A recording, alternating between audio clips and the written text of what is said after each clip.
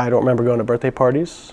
I remember throwing them. For an instance, I remember sitting in a car for an hour and a half while my mom went inside, did whatever to get drugs. But my sister, you know, she was still in a car seat, you know.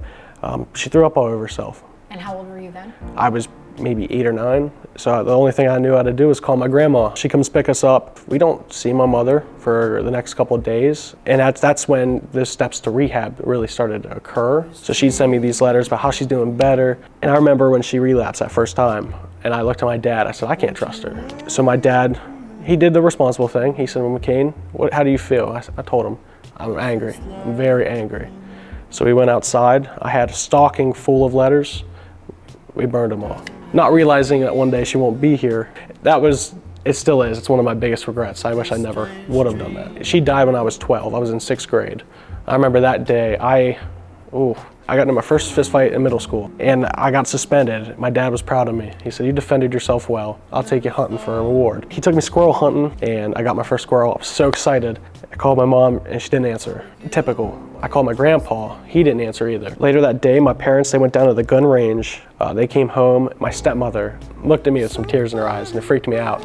My dad didn't really say nothing to me. 3 more hours go by, it's about 7 o'clock, and my pap pulled up in his car. And I jumped up excited. I was like, I got my first squirrel. He's like, oh, that's good, that's good. He sat me down on that couch and he looked at me and he started crying. I've never seen my pap cry in my life. First time ever. And he said, your mother's gone. And I laughed. I remember laughing just because I was like, yeah, this is a weird joke. And then him reiterating that to me, that she's gone, and started crying even harder. You know, that pain was probably the worst pain I felt. How did you manage to turn it around?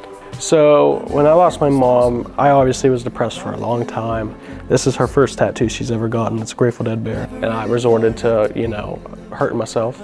I took staples, I would go at it. And it wasn't for attention, it was more like you gotta feel something, dude. I was a loser coming out of high school. My GPA was a 1.8. I had no idea what I wanted to do. My parents were telling me to be a truck driver, but my ex-girlfriend, her parents, they got me to apply for a job at Shippensburg. I was a teacher's aide. I helped special needs kids. Best moment of my entire life. Those kids really changed who I was, the way I seen the world.